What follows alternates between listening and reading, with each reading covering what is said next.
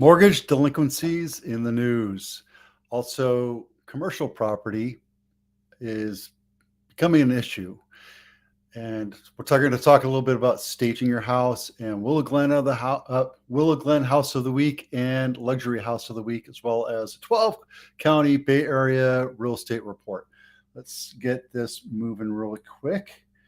And this right here is old. I'm working on this. But I did want to point out this.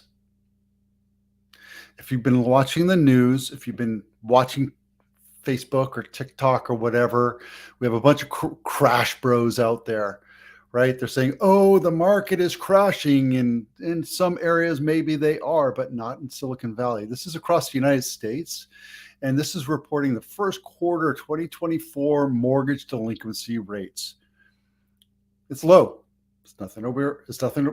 I mean, guys, this is 2008 right here. This is too big to fail right here, right? This is everything that we're talking about. Could it be going up?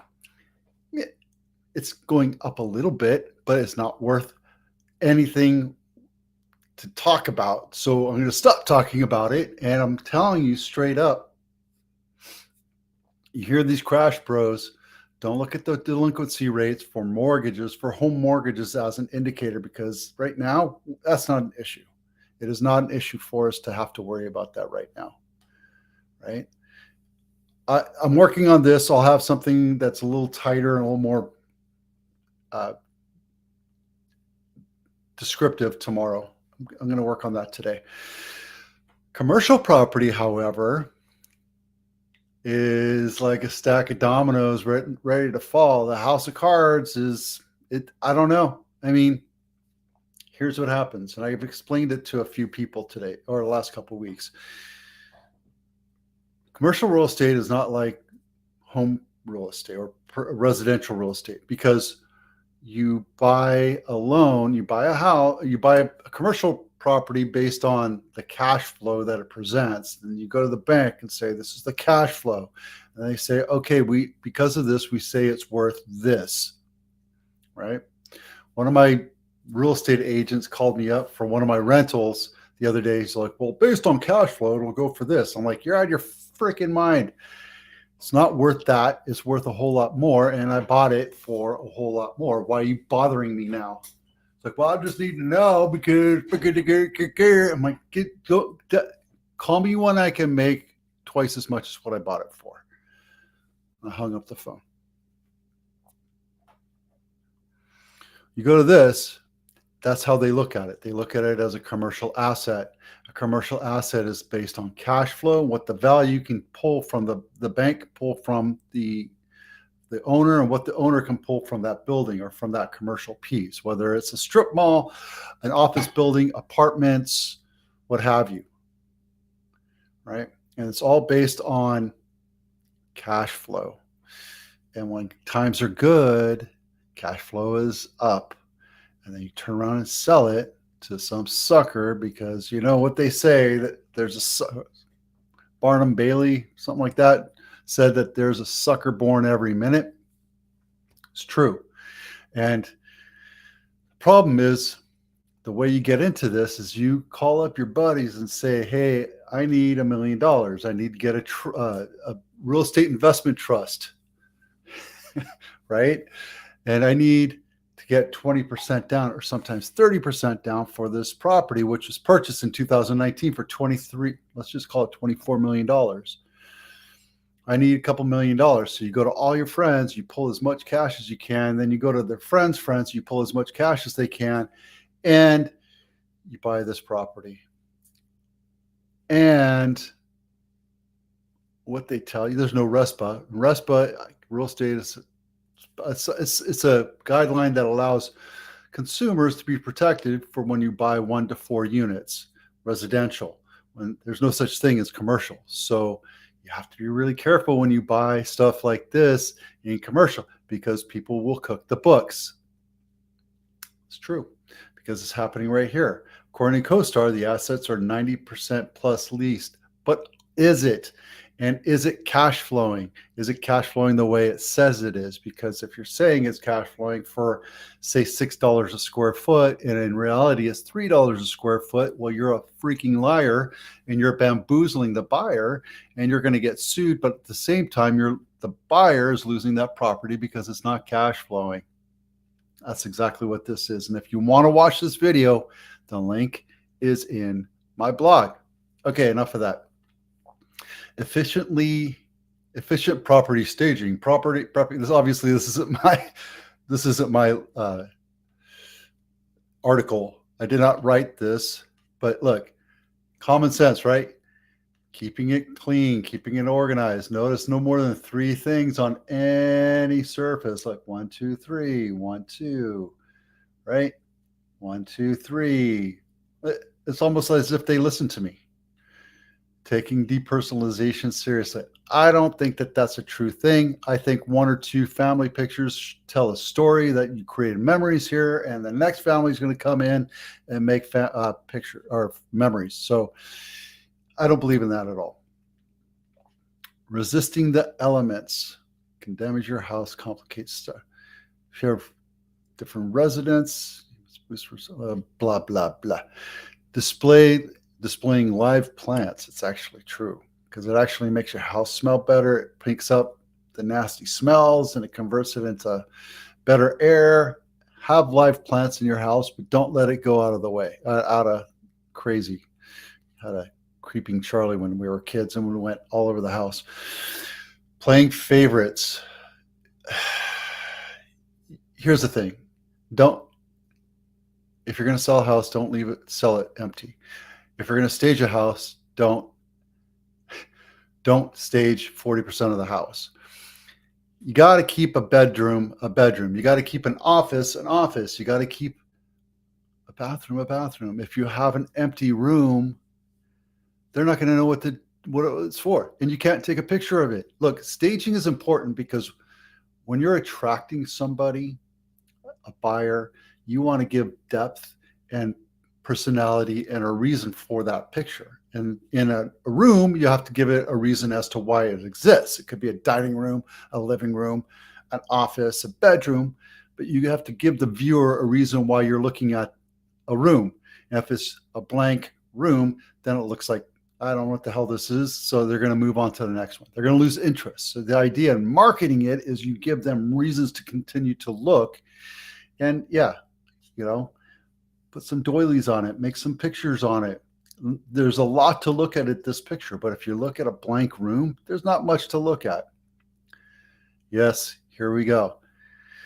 Open up the windows, open up your shades, open up your blinds, take off the screens. I know nobody talks about taking off the screens of your windows. Take them off. Well, Vito, I'm living at my house and I need to open the windows at night so I cool down. Okay.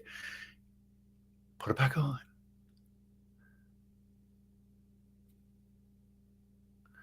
Right? Here's what I tell people. Wash the windows, wash the tracks, make it look brand new, take the screen off, wash it, put it wash the screen and put it in the garage. You want to use your screen? Well, put it right next to the window. Pop it right back in when you open that window, right? When you're selling it, you want to let as much light into that room as possible. And when you do that, you let 5% more, call it 5% more light into that room. So 5% makes a huge difference. Yes, here's the thing. You got smoke smell, you got fish smell, you got odor smell, you got stagnant air smell, you got you smell. I tell you, your house smells most peculiar to the stranger that walks into your house, but you go away for a week, you come back and you're like, holy crap, what the hell is wrong with my house, right? Oh, but no, it's just you got used to another smell and you came back and so a way to do it is mask it, but don't do it with Febreze and all that chemical smell. Do it with something natural like essential oils or lemon or potpourri, right? That's something that was big back in the 80s and 90s, but that's because it made the house smell better. Last thing I want to tell you is have a great mindset about this, because if you come at me and you're negative Nelly, And you're like, oh, that'll never sell. Guess what? It'll never sell. If you're like, this house is going to sell, I know it is. The house is going to sell because your mindset is allowing it to happen. All right, enough of that. And by the way, if you're thinking about selling, download this home inspection checklist and get your honeydews in order. Willow Glen House of the Week, 1122 Brace Avenue. Not my listing, 3-bedroom, 1.5 bath, 1,374 square feet, built in 1920. This has been on the market for, it's 104 days. I'm sorry, 104 years old. It's been on the market for 48 days. Guys, this is a very well-priced house. I couldn't tell you why. Oh, it's not staged. See what I mean? The staging. Okay, could that be an office? Yeah, that could be an office. But what the hell? You don't know. It could be a guest room and an office. Maybe. I don't know. It could be a dining room. It could be a dining room office. We don't know. Right? Yeah. See, the house is in good shape. It looks like the floors could be redone.